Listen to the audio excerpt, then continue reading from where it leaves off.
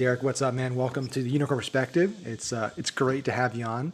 I'm excited that your glasses don't have too much glare, right? You were saying "Well, my glass might got a little glare. I had to actually put this thing back up here because we put a TV back here, but it's not connected to any streaming service, so it's just a blank screen. There's a giant glare, so I had to block that. So we're not glaring each other today. Yeah, absolutely. It's part of the aging process. I'm hitting my mid to late 40s, and these things are brand new. Eagle eye vision and could read up close, and age has taken all that away from me. So now I have the fuddy-duddy old bifocals. Well, they look good, and yeah, they're looking good on camera. So I appreciate that. That's one thing I go over. I got arthritis and a lot of other things, but my vision I got still strong. So we'll see in 10 years how that how Yeah, that looks for me. So let's absolutely. start there of just you're talking about kind of aging and getting older and stuff like the the work life balance, something I think a lot of us don't uh, in our industry don't talk a lot about. I think a lot of podcasts and a lot of shows, it's about the tactics, about how to grow your business, how to make money. Like even on apps that have become very very popular, like Clubhouse right now is an incredibly popular app that everyone is just spending their entire day on, which I don't understand. Um, but it's like every room on there is the same thing. It's how to make $1 million, millionaire mindset. It's all making money and success in that. I haven't seen any rooms or conversations about like how to have the best at home life, how to have the best family, like anything that has to do with that. And I find that interesting that it's just not discussed as frequently and as regularly. And I don't know the reason for that. I mean, I imagine it's just because it's not as sexy, right? It's not as exciting. And the people that you would sell courses to or information to, they're younger and they're thinking about just making it, and they don't really care about the family and the kids and stuff. I know for me, I'm sure for you, now that I'm a new dad, like that's all that really matters to me. Like, obviously my business is important and being successful is important because but it's the reason why it's because it allows me to provide and make sure that we can do whatever we want here as a family and be comfortable and all that stuff. I'm curious just at like a high level, what your thoughts are on kind of the lack of dialogue about that topic in general. Sure. Um, I think a lot of it does have to do with probably the age. A lot of people in our industry are younger. They haven't gotten into the latter phases of life. Not that everyone has to follow the same path, but generally speaking, there's marriage and kids. For most people. So part of it's age, although that has changed over the 8 years that I've been embroiled in the industry here. But it's an entrepreneur spirit, which you have, I have, but we've gotten to different phases of life where we have other responsibilities. We have things that are pulling us other directions, and they're in my mind equally, if not more important. And it's trying to figure out a balance there that when you're an entrepreneur and your focus is your business and your growth and your goals that way, that may be your number one goal for the entire year. And it certainly was for me. A lot of mine was, certainly friends and happy hours and things like that. If I go back 10 years, my kids are getting close to 10 years old, both of them, and all. But it was a different era back then, and I'd set goals and I'd have certain activities, but I'd be mostly focused on career development or business development and all that. Now I've got kids that are in sports and they're in school and they're in gifted programs and they're in they need other enrichment things that school doesn't provide, that isn't part of a sports program that that parents have to do. So there's a lot of focus that way. Mine aren't newborn anymore. I know you're going through all that kind of thing. It's been the most monumental change in your Yeah. lifestyle and all that in the last within the last year here. But it's something where I think it'll grow. It'll become a bigger part of our industry. But it takes a little bit of time, as you see. You've been around as long as I have here. The industry used to be a lot younger, but it's getting a little more diverse, a little bit older. There's a few more people with gray hair in their beard and maybe in their hair, a little bit that are involved in this, whether it came in later in life like me or as we continue to get deeper into e-commerce as this huge industry. There's gonna be people that have started in e-commerce and have gray hairs and all that too. So Yeah, 100%. I think it's something that'll grow and change, but it requires it requires a little bit of a different perspective or a different way to prioritize and set your goals. And I'm not going to carve out all my time for business and then just leave whatever leftover time for my family or for my wife. A healthy marriage, being a good husband, in addition to parenting and kids. You've got to make sure that you're balancing your priorities there. And I'm willing to leave a work task undone for the night because my family time starts and we have something planned or I need to be there for them. Yeah, the challenge with that, because I think for a lot of people is it's when more people are working from home now, it becomes more challenging to separate because there's no longer a physical divide, right? And so that's, Yeah. I think for a lot of people, it's gotten very challenging. For me, I've dealt with it for a long time because we have an office, but I've worked from home a lot most of the week, so I've just become accustomed to like figuring out ways to separate those two things. Yeah. But I'm curious, like how are you handling that?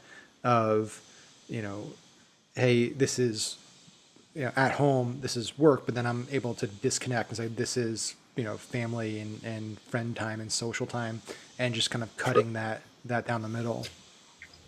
Yeah, it's a blessing and a curse to be able to work from Hmm. home, right? It's fantastic to be able to be around them and be better connected with your family. But on the flip side, it's distracting. I quite frankly have the same challenges with my refrigerator at home. So, or go do a honeydew thing to fix around the house just because I don't want to work on whatever, boring, miserable task it is that's at the top of my list and I'm trying to avoid desperately. So there's a challenge there, and the biggest thing is having a good setup. You got to have a room that you can close the door that people kind of know is inviolate. That when you close the door there, you're in work mode, and can be interrupted if the house is on fire or similar important things. But you got to be able to have the ability to draw a line there. Otherwise, you're not going to be able to focus on anything, get anything done. Your work product's going to quality will drop off, and your timing, your ability to get things done efficiently will drop off. So I have this office here that's outside my home, and I do come over here more often than not, just because for me, I have a little bit harder time focusing at home. So I try to balance those out when I'm needed to help with this or that situation. Yeah, it's tough because you just get it's if you're looking for a distraction and there's a lot more distractions around you, it's easier to kind of stop doing something, right? It's just Yeah. like we already have enough distractions with between Slack and email and social media, and then you add the additional component of there's all kinds of things to be done at home that are way more exciting, way more fun than doing work, and Yeah. and it takes even more kind of willpower to say like, okay, I need to block that out for this block of time, and then once that time's up, then I can go over here and then remove the work distractions because you're getting pinged on Shopify and Slack, and those notifications never stop, right? And Yeah. it's a challenging place that we're in where it's like this access to information and this live stream and live feed of data and communication is so incredible, right? It's allowed us to do so many amazing things as a civilization and just as individuals, but it's also this really tough place of like where you draw the line. Because I know for us, even it's like, with like Shopify, for example, you get, when you start out with your first stores and you start in e-commerce, you get so excited for those notifications, right? It's like the sale came in, and maybe it starts out just like a few a day, right? You're so excited maybe every few hours you get a notification, and so you Yeah. start wanting to see more of them, more of them. Then you get to a point where it's like, we're with one of our political brands now. I mean, we're doing six figures a day because it's booming, and so it's just a like as we're talking, it just it's a constant thing, and it's getting to the point where you need to recognize that there's a point where it's like aspirational, but then when you get to a certain point, being able to transition and say this is now a distraction Yeah. and a negative, and for me, I still struggle with that of like balancing those two things because you get addicted from like a dopamine perspective. It's every time you get one of those notifications, you get a little hit of dopamine, and your brain just craves more and more and more. And so being able to cut it and remove this notification, I know like Jeremy with like, we were talking yesterday, and he was saying he has his like Coinbase wallet with like Bitcoin and stuff. And he's like, I got to delete the app because it's so volatile. And you're, even with notifications off, you're still tempted to like open the app and check the app throughout the day. Right. Where's Bitcoin at right now? Where's it at now? And I'm curious to, this is just like a general thought that I've had, like where this goes, right? Because I can't foresee how it can get any worse, right? How it can get any more intrusive and addictive. Sure. But I imagine that 10 years ago, 20 years ago, people couldn't foresee like beyond just email. At the time, like email notifications, that was the thing. Like, how can it get any more intrusive than getting, you got mail? And then now we have 100 apps on your phone that all do the same thing. So, I imagine it's going to be some type of neural link or whatever it might be, where it's just like a real-time feed into your brain that can then get a lot more intrusive. I'm curious what your thoughts are, like where this goes, but like where we're at today with just the interruptions that we get on a daily basis, like 5 years from now, 10 years from now, what that looks like. It's an insane topic. It's a really insane topic to think about because, before I go forward 5 or 10 years, I'll go back 10 years and, email, when you had an email account, you actually started getting, more than 50 emails a day for work purposes. That was considered just completely distracting and overwhelming. How all of a sudden I had to budget time for emails in a day, versus before before that really became popular and prolific. There wasn't that kind of interruption. And now we have, as you said, multiple apps and these dings, and we get, the dopamine rush. We get this Pavlovian training method where as soon as it goes, we pick up our phone, which I haven't even looked at during this interview here. But that may be the longest stretch of the day that I don't look at my phone, right? Even with the family, I balance my time there, but I'm, if we're sitting on the couch watching sports together or we're doing something or other, I do keep my eye on things because that's part of my balancing effect. But I'm very concerned where it's already gone in our society with this overload of information. And, we have this expectation. I'm driving along in the car and I don't text and I don't look at my phone when I'm driving, but I sure as hell do when I get to a stoplight because I can't wait 2 minutes to the next stoplight or 10 minutes home or whatever it is. We expect too much information and too much new stuff, and we always want to consume something. So when it comes to alerts and things like that related to our business, you start thinking that, oh my gosh, I'm going to miss something that's super important. But in training yourself to think that every alert is important, you don't get to prioritize and focus on your day and let the alerts kind of come to you when they need to or something like that. I'm definitely concerned about it. I can see a fantastic opportunity for probably the psychology and therapy field in that regard to help train people how to deal with this kind of stuff. Because I truly feel our brains are not capable of this. It's evolved too quickly, and we haven't developed the right kind of response or ability to handle it. And it's a lot of the problems you're seeing now in social media and people getting bullied or pressured or feeling, they're feeling good about themselves or bad about themselves based off from, social media interaction and then, how it filters into business practices, what we're doing now. I have great concern about that, both personally and for everyone's, general health and well-being, trying to figure out how to manage these huge amounts of information. And, I almost cry every time someone mentions a new app, like the one you were saying about all the rooms and all that kind of stuff. Clubhouse. I haven't even jumped in on that, although I've seen a couple people advertising a room. I don't need another app. I've got too many apps. There's too many ways to reach me and all that. It's a concern. Yeah, I would recommend, if you haven't been hooked in yet, I wouldn't. I see it's, as a marketer, it fascinates me because the impact it's had on people's attention of like really, really successful people that I know are super busy because they're friends of mine, and the ability to keep them in there for like 12 hours a day, which literally like I have like friends that I see like every time, because I have like, they send a notification anytime like a friend of mine starts a room or something like that. And so like maybe like 2 or 3 times a day, I'll like look in and I see like the same group of people in there, whether it's 8 a.m. in the morning or like 2 a.m. in the morning, because I'll be on the night shift with him. And it's wild. I don't know how people are spending this much time doing it. I don't know what the upside is. I think it's interesting, the angle of being audio only, and there's some cool stuff about it. But yeah, it's a huge time. I mean, it's probably the greatest time waster I've seen of any app in terms of the amount of pure like minutes per day it's taking from people.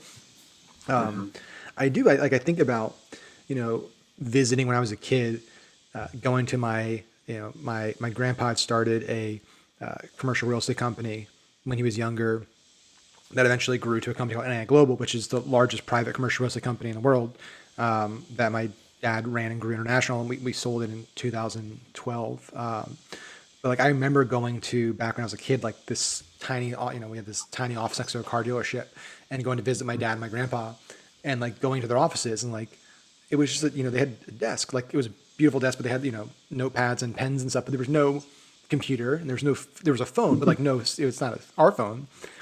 And I think about that sometimes, like how much could I get done, and all of us get done on a daily basis if we went back to that time? Like, can you imagine? It's a weird thing though, because like the technology makes us more productive to an extent. Like Right. the ability to research and get tasks done when we're in the flow state and focus is exponential. But the pure amount of time we waste every day just checking your phone 1,000 times and getting out of that flow state, like I do wonder that sometimes, like how, like what things would look like productivity wise and just what we're doing as a society if people's offices kind of went back to that, the days of like there was no computer on your desk, there was no phone on your desk, it was just you had paper and pencil and pens, and like you just worked, you went through papers and you did tabs, like you went on meetings, like it's wild to think that wasn't that long ago. And now people's offices, if you go to my, like giant monitors, there's displays everywhere, there's computing devices everywhere, there's like it's stupid. Like I have a one of those Amazon things that has a screen, I have a Google Home, I have like 5 screens over here. It's unnecessary. Like it's totally stupid, totally pointless. I just have it because I love technology. But it 100% makes me less productive, and 100% is a hindrance on my ability to probably be as optimal as possible. I do wonder that. I don't know if you've thought about that. Like if like you could like snap a finger and be like, everyone's desks are back to like the way they were 20 years ago. Like what if like a few weeks of work would look like? It should almost be like an experiment that companies do. Like try like it could be like a challenge, the 1980s challenge, and you go back, everyone's desk for like 2 weeks, go back to that. No computers, no phones, just like paper, pens, and regular landline phones, and see what you can get done. That could be a really interesting adaptation of like one of those team events you do at a holiday party or something, right? There'd be a lot that you could learn from it. I've thought about that kind of thing. When I'm driving with my family, I live in Arizona, and so when we drive anywhere, usually we fly. It gets pretty remote out in the western side of the country where it's 6 hours between most of the cities or something like that. But when I'm driving, we're driving through desert, and I think about things like we take it for granted. I get in a car and drive 2 hours up to Flagstaff just because we want to go, skiing or see snow, or just go up there to go hiking in Sedona or something. But that was a major ordeal. You had to plan for 3, 4, 5 days worth of travel and know where your water holes were and all kinds of stuff. If you go back 200 years trying to travel like that, and it's kind of a similar phase we're in right now, where in the last, say 25 years or something like that, computers became dominant. They've really become dominant in the last, say 10 years or so, as technology just completely boomed and has grown at such a high rate. The way people work when you're thinking back in businesses like your dad and grandfather had there with no computers, there's 2 different facets of it. One is, you can focus on everything because you have nothing to distract you, or very little to distract you. Secondarily, especially for me coming from an accounting background, how the hell did they do all the accounting stuff back then? Is you get a paper tablet, right, and you're doing this line and that line, and I can hammer through a 10 key still because I learned that skill, and it's still useful even with computers. But I can't imagine trying to tabulate all these huge, accounting records and stuff. So, and that goes to marketing and that kind of stuff as well. All the different reports you wouldn't get the same kind of feedback. So, we work so much more efficiently in what we're doing now. But I think I would agree with you. I think we've lost probably an almost equal amount of efficiency in all the distraction and all the ways we chase different things around. Yeah, I think that I think you can definitely it's pretty easy to argue that there's a net benefit, right? Just based on where we Sure. are as a culture and economy and stuff, that we're better off having these tools and technology. But I think we neglect the sacrifices that are made by taking advantage of these technologies, right? And not kind of keeping an eye on like, well, what are we losing, and what are the cons of these? And the risk of that is we're moving so fast and technological innovations happening in such short periods of time that we're not able to acknowledge these challenges and address these challenges and make any substantive changes before these technologies become so mainstream. And I feel like for a very, very long time, innovations took long periods of time, right? Major breakthroughs in the sciences and mathematics took massive periods of time to go from, the Stone Age to the Iron Age and the Bronze Age and the Steel. Like these, like took hundreds, if not thousands, of years in between these, and they've shrunk every kind of time. So there was time to realize, okay, let's start using these tools and these things and see what are the good things about them, what are the bad things about them, and make changes before it was widely adopted. Now I think we're moving so fast that like some of these doors that are opened can't be closed, right? Like especially when you get into AI and that whole area, it's like once you get to a certain point, there is no going back. Like once you integrate humans and computers, right? When you have like a singularity, when you have the neural link or these things happen, like you're you're past that point, and that's the world we live in. And making changes and realizing we made a mistake or did something wrong, like you can't really fix it at that point, and that is troublesome, and it's a tough thing for me to juggle as somebody that loves technology and loves innovation and loves all this like amazing stuff that we're doing. I want it to keep happening. I want there to be cooler and cooler things and more advanced technology and more amazing things that we can do with it.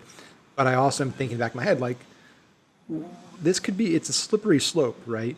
And and that's what's happened. Just in, and I'll get your thoughts on that too, but just at high level too. Like that's what's happened, and we talk about this after with I think social media and with all these big tech companies is we've loved the benefits they've given us. We've become so addicted to like the benefits that it's taken us a long time for us to realize there's some bad things, right? There's some negatives, and they can be pretty serious negatives, but we're so far past that point of like when these are like started that they're too big and they're too deeply ingrained in everything we do as utilities now. You can't do anything about it. Like we all kind of realize too late there's problems, and now it's like, well, you can't really do anything. I'm curious, just like a high level, what your thoughts are.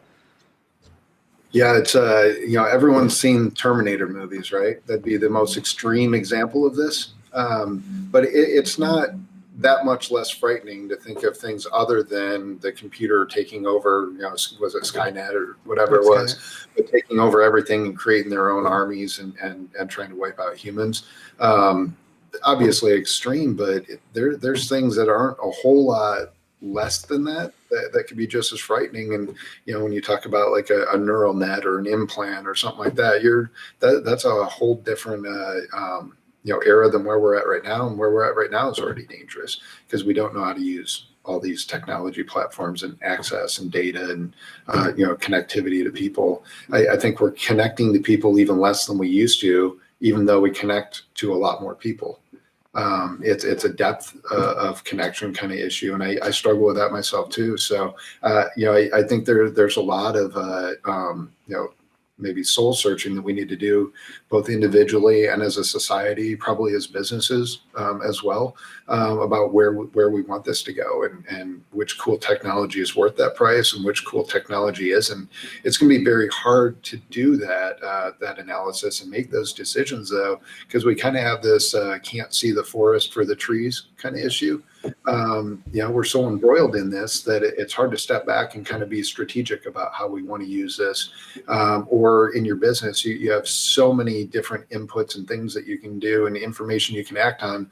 But the hardest thing that, say, you and Jeremy do, or me and my partners have, is taking that step back from everything and trying to think strategically and think high level and do that kind of stuff, because there's always day to day that you just get absorbed in and overwhelmed by. So there's certainly challenges that way, and evolving technology is, it's not going to change, it'll change at a very rapid pace, but it's not going to go away.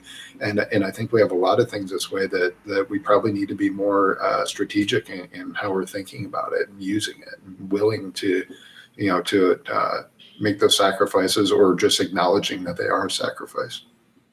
Yeah, so I know a few questions ago we went like 10 years back. So 5, 10 years from now, where do you think things are? We talked about kind of the drive for attention and technological innovations and how fast it's moving. What are your thoughts on kind of where we're at in a few years' time?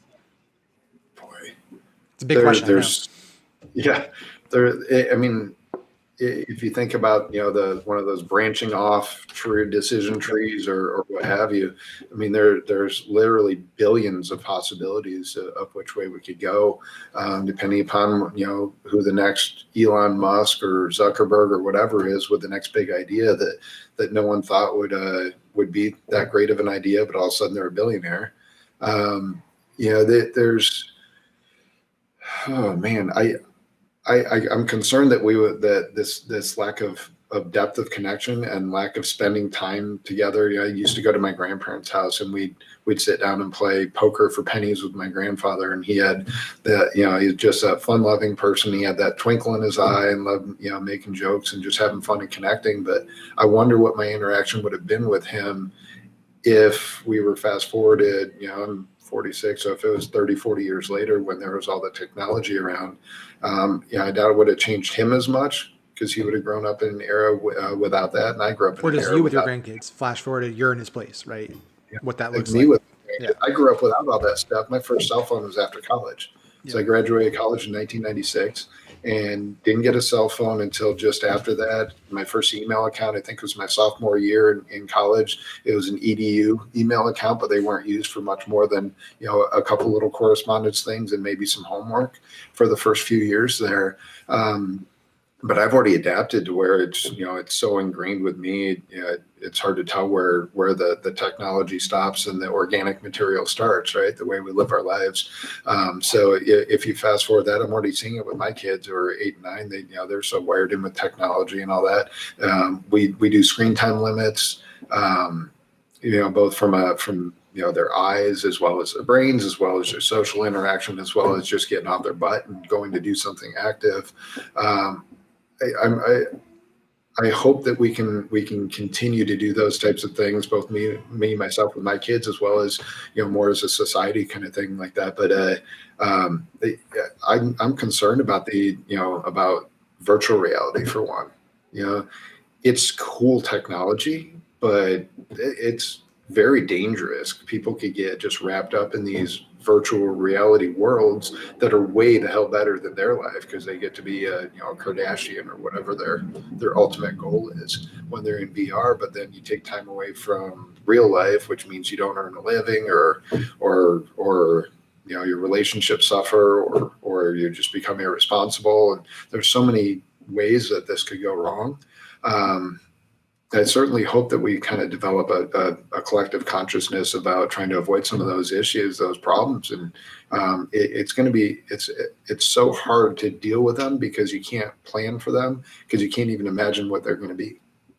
Yeah, and that's the biggest challenge. Is it's hard to prepare for something and potentially regulate or just oversee something when the concept of it is so foreign, right? Like, a lot of stuff's become normal to us just because we've been exposed to it for a period of time. But if you went back 20 years ago and told people like what the average person would, wear on them, like, and do and on a daily basis, they think that's crazy. Like, wait, you wear a computer on your wrist, and then you also have a computer in your pocket, and then you also put these electronic audio receivers in your ear 24/7. Like, people think that's crazy. And what's interesting when people say, I talk to a lot of people and they say like the Neuralink stuff, right? I would, the common thing I hear from most people is I would never put something in my brain, right? I would never implant a chip, never in a million years. Like they hear about these stories, people doing implants and everything. It's easy to say that now because it seems extreme, but that thought process probably is identical 20 years ago to people that if you said in 20 years from now, you're going to be wearing all these, like we're almost there, right? Like it's not inside our body, but like we're integrated with technology and computers on a daily basis, right? We wear them on our skin. They're reading all our biometrics. They're like, my Apple Watch, when it knows I'm stressed, it says breathe. Like it's deeply integrated into our body already. It's just not in under our skin, right? That's really the hole that people have is like whether it's on your skin or inside your skin. And I'd imagine that it's not going to take long for people to start. That slowly kind of weaves in. A few people try it first, and then we start seeing all the crazy things they're doing, and then a few more people try it, and then all of a sudden, everyone's doing it because it's the way you interact. There's a I think it was a Nat Geo show. It's on Disney Plus. I think it's called Year Million, and it's basically like a mini series of like what our world would look like in the year million or something. Basically Oh, in the distant future. Maybe it's not year million, but like that's what the show's called. And it's interesting because one of the episodes is basically it's like a narrative each episode. One of the episodes towards the end is there's like this guy and he's kind of against all the technology. He doesn't want to use it, so he kind of opts out of a lot of the stuff. But he's at like a dinner party, and his wife and their friends by that point, because they have the implant and stuff, it's they no longer even communicate verbally. It's all just like telepathic. So they're speaking, having multiple conversations, but it's all happening telepathically. And the guy's sitting at the dinner table, and it's just silent. But like everyone's having a yeah, conversation, but he's not part of it. And eventually he just caves because he just can't like deal with it sure. anymore. And I'd imagine at some point that's what happens, right? You get once it gets to a enough people, it's like you're so cut out of being able to do anything. I'd imagine it'd be the equivalent right now if you didn't have a cell phone, if you didn't have internet, right? Like you would feel pretty ostracized. You'd be like, how do I do anything? My friends all interact on social media. I can't do that. They take pictures, they share things. Like if you're not doing that, like eventually you just cave because you can't be part of your family. You can't be part of your friends. You're just cut out. And I'd imagine that it's not going to take long for that to be the case. But it is pretty wild to think that that's something that's being done right now and isn't crazy to think that within the next 20, 30 years, there's, millions or tens of millions of people that have an implant in their brain that allows them to connect to the internet and compute just in real time, instantaneously. It could be our lifetimes. Yeah, it absolutely could. And then, in doing so, there could be some benefits when you think about dealing with something like the pandemic now. It's been very isolating, right? If we had technology like that, maybe we could handle isolation a little bit better. I don't know if it'd be better for us overall because, I'm kind of a hugger, and COVID has been a real terrible, terrible thing for Yeah, if you're a that. hugger, the huggers are getting hit hard. Can't do it anymore. Elbow's the best thing you can get, right? But just that general interaction, no matter how much you where you are on that spectrum, humans do need interaction. They need to a certain degree touch, obviously emotional connection, intimacy that way from a like a friendship standpoint, as well as spouse, that kind of thing. So some of this stuff could help us if we continue to experience viral issues like this pandemic or whatever else may come down the road after 2020. I'm not going to bet against anything Yeah. that people say may be coming up because that sounds like a losing proposition, I guess. But it so it could help with that kind of thing, but it also can make us drift even further apart. Where if you have that dinner party, why do you even need to have 6 or 8 people sitting around the table? If you just plan it and schedule it, then you're connected by your neural chip, and you're all sitting around a virtual table pretending to eat and having your virtual conversation too. So it could go a number of different ways, and some of them probably healthy, other ones probably not. But almost everything's on the spectrum somewhere, right? There isn't Yeah. any black and white, something that's super great for you or just all bad for you. Yeah, no, I think it's definitely a spectrum, and there's a pessimistic view and an optimistic view, right? I think the pessimistic view is that you keep going down this path where more and more people are unemployed. Eventually, there's just the side just UBI for everybody, and we have robots and AI that do all the jobs and all the work and stuff, and everyone just gets paid to stay home, and they just escape through kind of like a Wall-E world where it's everyone's got Yeah. their glasses on, everyone's morbidly obese, and they just don't have to go to work anymore because there's no need for work anymore because you have robots doing it, and then you lose purpose, which I think is like a Mhm. a fair argument for how bad 2020 and this year have been in terms of just hostilities between human beings and how fractured we've gotten. I think Yeah. there's a very fair argument, and we don't have to get into like the politics. That's just we're just at a high level, social, like society wise. Mhm. Obviously, politically, what's happened and just the fracture there, both parties, like that's helped drive the divide. But I think Mhm. if you like look at millions of people, tens of millions of people being basically forced to stay home and not able to work and take people like people's work. I think it's an important part of who they are, right? If you most people like their job is their purpose, right? Especially if you don't have a family and stuff. It's like this is what I do every day. Like I go here and I produce something and I do something and I feel like I value. If you take that away from people and they have not there's no purpose, right? It's like okay, well, I sit at home all day and I have nothing to do. There's nothing to produce or make. Nobody's compensating me, so I don't feel valued at all. And Mhm. you do that for enough people for a long enough period of time, and I think it is just like a powder keg. And I think Mhm. that's something to think about with like UBI is a whole big topic, and I think there's a lot of merit to it for certain cases. I think it's an interesting concept. I think maybe at some point it just is a necessity because of the way technology grows. But I think something people need to take into account is what's happened this year is a kind of a little taste of what that could look like if you have lots of people that have no purpose, right? If you have millions Right. of people that just have no job, they have no reason to work, and they're just home, like this is what can happen. And it is pretty wild to think it didn't take that long for like civilization to unravel to an extent. Like not totally Yeah. unravel, but like we got pretty close in less than a year of just like total anarchy and chaos across the country, across every spectrum of politics and socioeconomic status, which is pretty crazy to think. What if you do that for a decade of UBI or these policies where people no longer have their job, they don't have a purpose to go and do anything anymore, and the assumption is well they'll find a hobby, right? They'll do that, but that's a risky bet like that everyone will just magically pick up and hobby and fall in love with art and pottery and like everyone will be like painting and singing songs. Like I think that's a pretty optimistic view of the world. You forgot the drum circle if that's your example, but Yeah, I think it's much more uh, likely that everyone dives into a just virtual reality world and just plays video games all day and board sure. games and computer games and stuff. Yeah. Well, the good thing is in virtual reality, I could probably be a scratch golfer, whereas right now I really struggle to try and get that handicap down. You could be Tiger Woods, yeah.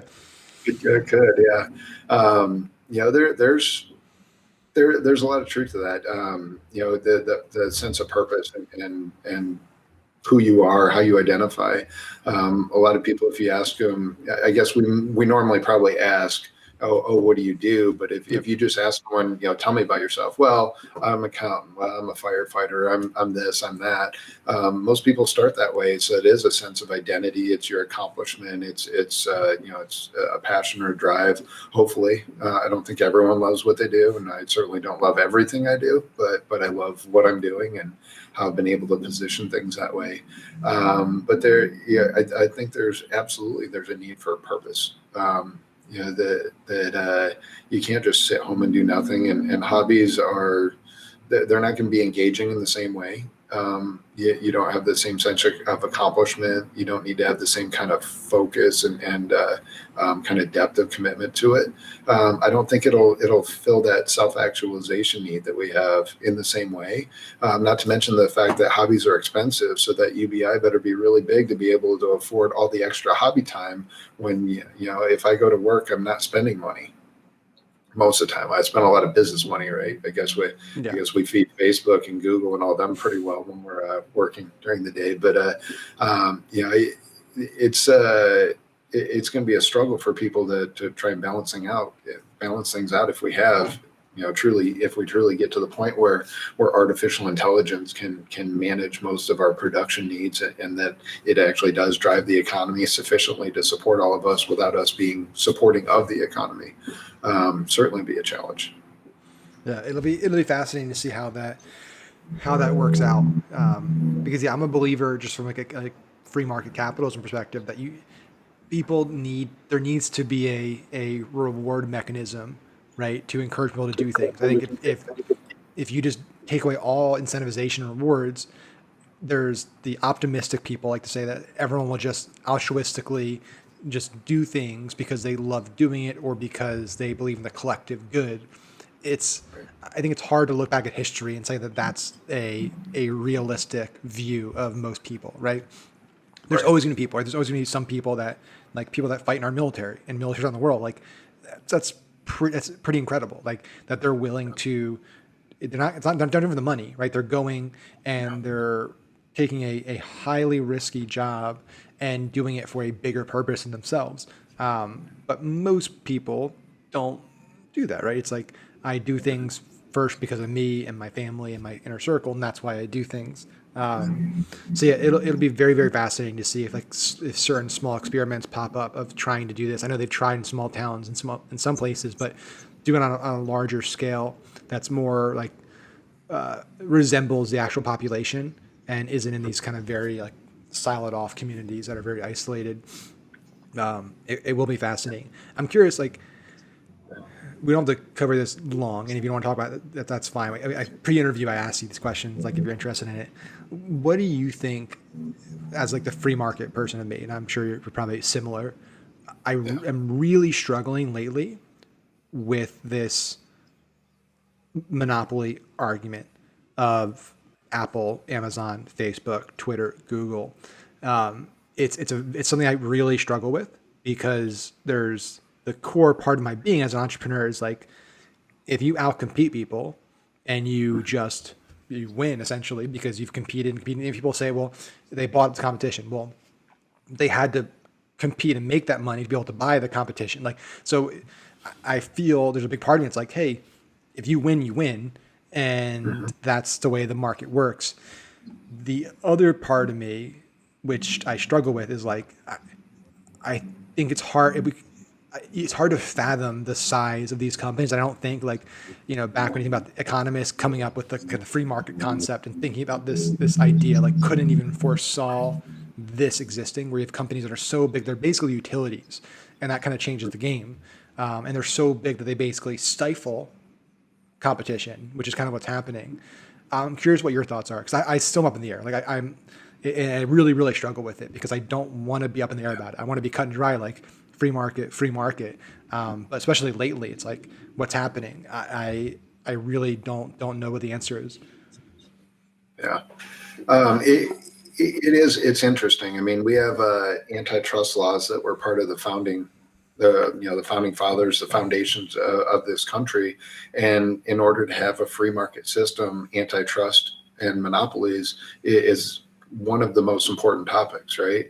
And I feel like we drifted very heavily on that because there's always people who are willing to look another way, or a very successful lobbyist that's allowed companies in a lot of different industries to really push the envelope on the antitrust topic for probably the last 50, 60, 70 years in ways that were never envisioned when they founded the country, and for the first 150 years. They also probably couldn't foresee the level of commerce interaction and immediacy of transactions and that kind of stuff. But I struggle with that as well. I certainly have some opinions. I think there's a lot of companies out there that are heavily in violation of antitrust laws the way they've been written, but the enforcement is not there. The bigger you get, I think the bigger your voice is, amongst the governing different departments and that kind of thing, so that you can have a little bit of protection and all that way as well. But there's when you look at certain businesses, it's just an ability to price fix, right? So if there's only two car companies and if they talk to each other and have pricing collusion, everyone pays way more for a car than they should. And that's dangerous to a society. It takes advantage of people, and it unjustly enriches people that haven't actually earned it. They haven't done something to deserve getting there. So that's one danger. But the flip side of it is some of the biggest companies now are controlling information and access to information. Yeah. That adds a whole nother layer of danger and difficulty there, because when you can control access to information, you can create your own narrative. And that's where I'm struggling with it, because I think there is some creation of narratives with some of these bigger companies right now. And regardless of what your opinions are, who you do or do not support, I really couldn't give two shakes. But there's danger there. There's significant danger there. I just myself, I don't know who to believe anymore for news sources, because you'll see things come up on your Facebook feed from one side of an argument, and they're saying, that it's this way, and couldn't possibly be, convinced that it's otherwise. And then people on the other side say, no, it's that way, and they couldn't possibly be convinced otherwise. And they're both citing, news sources. And I know there's an attack on journalists, and they get offended by it. But journalism used to be regurgitating the facts and trying your darndest to have no opinion and be as objective as possible. And I don't think that exists very much anymore. Maybe at smaller regional, local levels. But you get to the larger levels, everything's an op-ed. It's all opinions and editorials, and it's feeding people their opinions. I'll create an opinion because I'm an authoritative host that you want to listen to, and I'm going to feed it to you, and people digest it, and they think that they've learned something, that they've done the research, but they're looking at only one way or one angle of what they want to see. So, the monopoly thing becomes even more scary when you start adding those factors in. Yeah, I agree. I think this is something Jeremy and I spoke about yesterday. Like the big argument right now being made is that the First Amendment is specifically intended and written to protect your speech from the government, right? From the government basically saying you can't say certain things. And at the time, it made sense because we just broke away from the British, and you couldn't say certain things and do certain things. My belief, and this is obviously a belief, is that if the founding fathers were alive today, or the technology that exists today was back in 1776, and they saw where speech happened and no longer happened in the forums and the bars and the town squares, they would have included the internet. They would have included these companies in that protection, because you can't, nobody, I don't think, no matter what side of the aisle you're on, can sit with a straight face and say that, hey, well, you still have your voice, right? You can still go speak even though you're banned from Facebook, Twitter, YouTube, Twitter. If you get shut down from these platforms, yeah, I can go outside and yell and speak something, but it's not equal. Speech in 2021 is almost exclusively happening on these platforms. That's where almost all speech happens, all communication happens, all content is consumed, and commerce happens. And so I think these companies, while they're private and while they, by the law, have the legal authority to do what they're doing, I think the precedent they're setting is really dangerous. And I think I'm actually happy to see that there are a lot of individuals and groups on the full spectrum of politics that are saying that what's happening is dangerous. Like the ACLU just put out something and said, while we're happy that the president can't say these things, and we obviously don't like the president, we also just looking at this as if it's not the president but just a human being. It is a slippery slope, and there's a lot of people on the left that have said this, and people on the right that obviously have said this. And I think that's what people aren't thinking about, is just the fact that now that this is precedent, it now can happen to anybody, right? So it just, right now, it's the people on the left like it because it's happening to the right, and the people on the right don't like it because it's happening to them. But this can just as easily, in 10 years, the roles can reverse, right? It can be a Republican-controlled House, Republican-controlled Senate, Republican executive branch, and maybe the big tech, by then, there's big tech companies that are Republican-leaning, and all of a sudden they shut down president, whoever on the Dem side.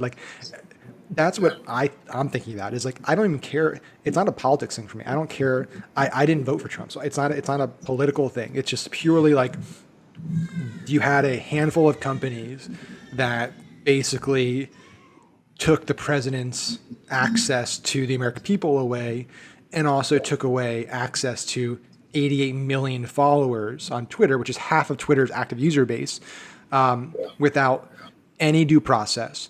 And the crazy thing is like we do have laws for this, right? I think like if you want to do that, that's fair.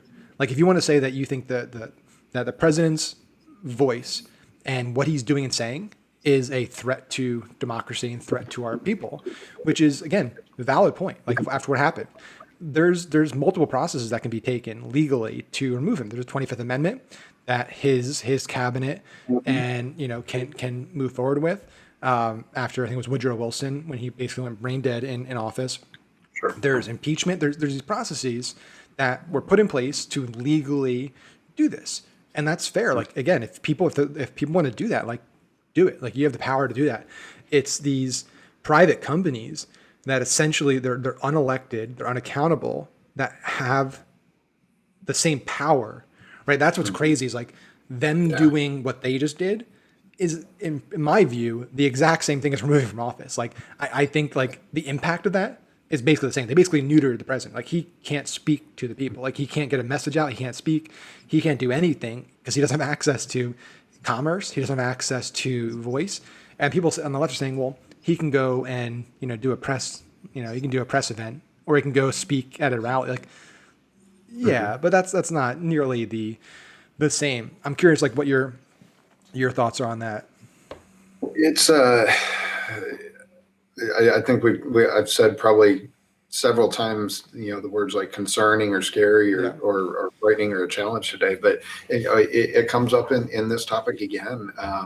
Whether it's politics and the president and what's happening, during this, the last few months and specifically the last couple of weeks here, or if you go down this slope, and who's to say in 2 years from now that someone in these companies doesn't end up deciding they like company A more than company B, and they end up shutting down company B's advertising access or ability to get press releases out. That's very dangerous. Obviously favoritism. And I think we've proven as a society that we're highly incapable of being objective and fair. Yep. Because I think more than half the people, or whatever proportion, a lot of people would be fairly objective and fair insofar as their emotions and their perspective allow them to be. But it only takes a few people that don't, and those few people are usually more inclined to seek out power positions and just or have that driving force to not only succeed but to get into those positions of power where they can then be the one who's rationing out who gets to advertise, who gets to speak, who gets access, who gets content out there. And it's an incredibly dangerous, slippery slope, like you were saying, to go down that path. It brings to mind, and pardon me if I'm slightly misquoting what some of the rules or regulations are, but when television came around, initially television, there was no cable, there was no streaming, there was no nothing. So you had these public networks, and the public networks were granted licenses to do it because they had the ability to throttle and control and deliver all this content.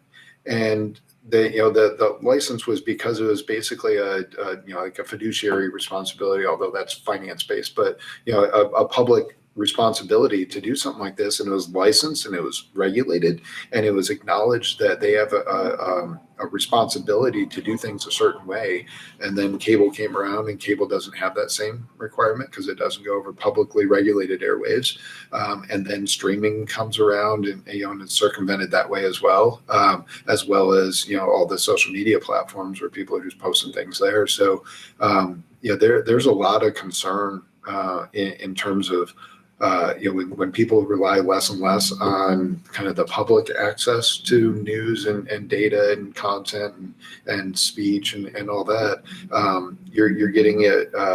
You're getting away from kind of that regulation where it's supposed to be fair and equal and available so that everyone can kind of be heard and foster positive well, not always positive. I guess people fight a lot, but what's supposed to be positive conversation and discussion and constructive arguments.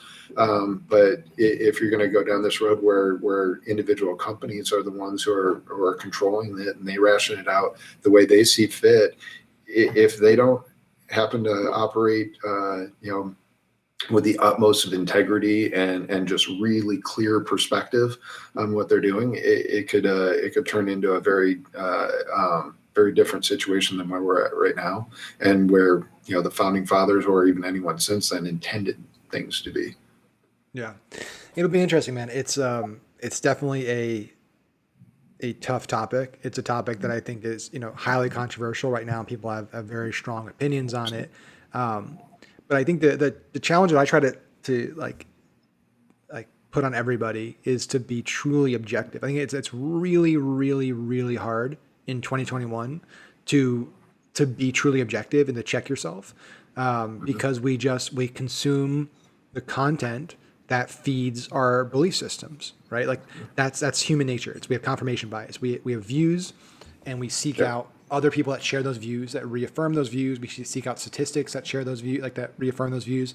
And that makes those views stronger and stronger and stronger, to the point where we are unable to think objectively. And we have this belief that our views are universally fact, right? Like that's the thing we've gotten to is people on both ends of the spectrum genuinely believe that every view they hold and every issue, from the economy to social issues, is factually accurate, right? And that if you disagree, it's not because you have an opinion that you're able to have. It's because you're wrong, right? Like you are. It's 1 + 1 = 2. You think 1 + 1 = 3. That's wrong, right? And I think if people took a step back and just said, hey, for a second, like, okay, I believe strongly in this, but I also believe that there's a reason why these people think this way. Let me just talk to them and understand maybe where they're coming from. Let me just have a conversation, right? And not just condemn. I think things would be a lot better. Unfortunately, I know when I was talking to Jeremy the other day, he's more optimistic and had more optimistic solutions. I'm naturally a little more pessimistic, just because I kind of see the trends and where we're going, and I understand how this affects people. I don't know, especially with what happened the last 2 weeks with a lot of bans and shutdowns of other companies and platforms, like how that happens. Because if you just keep removing people that have a different agenda, a different viewpoint from the conversation, it's not going to stop their views and beliefs. It's just going to force them to go over here and only now share those beliefs with people that exist in that same ecosystem. And now there's 0% chance that there's any communication, because you force them to go over here, build their own thing, do their own thing. And now people on this side have full reign to share their opinion. That's all that exists on this platform. And people with different opinions exist just over here. And we end up with, in a few years, is like two completely different realities, right? Like literally you have two worlds, with half the country that believes everything differently over here, because the world they live in, this is the only stuff they see in this world. And that's scary. And I think it needs to change, and needs to change fast before it gets too much momentum, right? And hopefully there's some solutions and people that on both sides of the aisle that come together and see that and like work together to address it, because we definitely need it. I hope so, and I think it lies in smaller gatherings. Because you see all the people that you talk to, you don't know. Sometimes you know which way they vote, sometimes you don't. But the reality is, when you're interacting with with 10 people, you feel a personal responsibility to act and behave around them and make sure everyone is included and having a good time or what have you, right? And that's the kind of thing that you don't see when you factor in social media. When you go confirmation bias plus social media equals toxic situations, and people start bouncing all these ideas that unfortunately in many cases get more and more extreme to both sides or to multiple sides.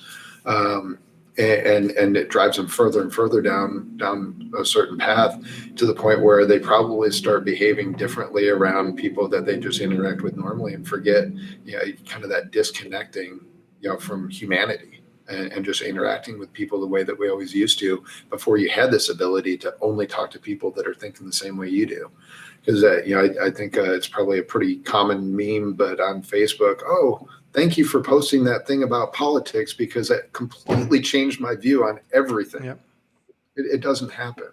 Yep. So I unfortunately I think it relies a lot on more of the personal interaction in smaller groups, and hopefully we can kind of build from there and start realizing that maybe some of these larger interactions, especially in in social media and fractured and extreme kind of opinions or views or whatever, is less constructive and all. But I don't know. Maybe I'm halfway in between Jeremy and you. I'm maybe not quite as pessimistic, but I wouldn't call myself optimistic by any means either. Yeah, I think the lukewarm optimism is a good place to wrap up. I would say a good move would be, in terms of bridging the divide, would be some type of new media co that's founded by two individuals or multiple individuals on both ends.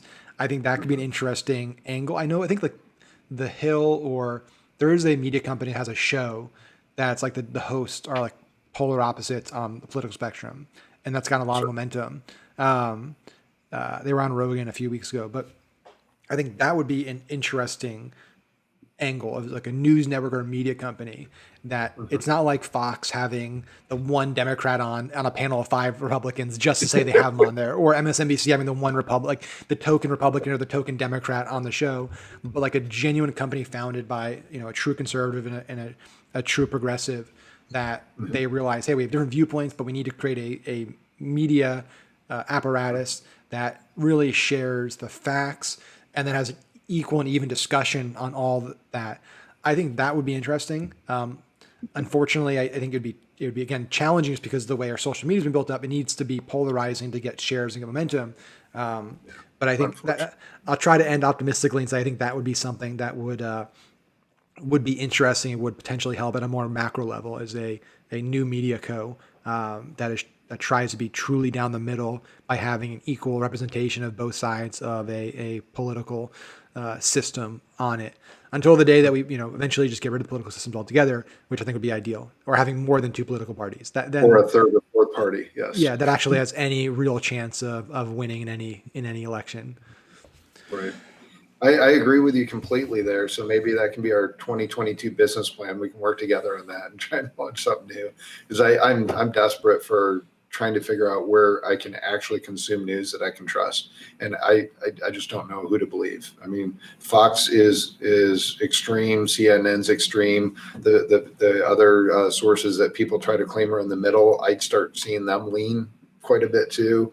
And then 2 different organizations will fact check the same post and come up with completely different results, which means that the individuals like us, we can't fact check a damn thing if organizations can't, right? It's hard. So if someone could create a grouping of not like-minded individuals that wanted to present the news together, is probably the best solution to this highly fractured society that we have right now, isn't it? Yep. I'm calling it today.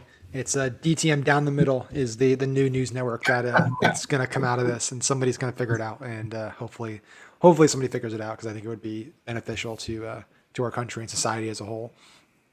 I was going to use that for my golf nickname, but I guess I can give it up for. There you go. It can exist. I think as long as it's not confusing people. So I think you can still use it for your golf business. Okay. We'll just use it for golf and politics and have a merger there. But man, I know we're over time here. I really appreciate you taking the time, sitting down with me and chatting. It was a really fun conversation. I really hope to do it again. So we'll schedule something in the future. Maybe in a few months the optimistic side of us, things will look a little better. So we'll keep our fingers crossed on that. I'm crossing my fingers. Thanks, Max, for having me on. It's been fantastic. It was my first time doing anything like this, and you're a great host. Fun conversation. Really enjoyed it. Well, you did great, man. So have an amazing day, and we'll see everyone next week on the next episode. Thanks, guys.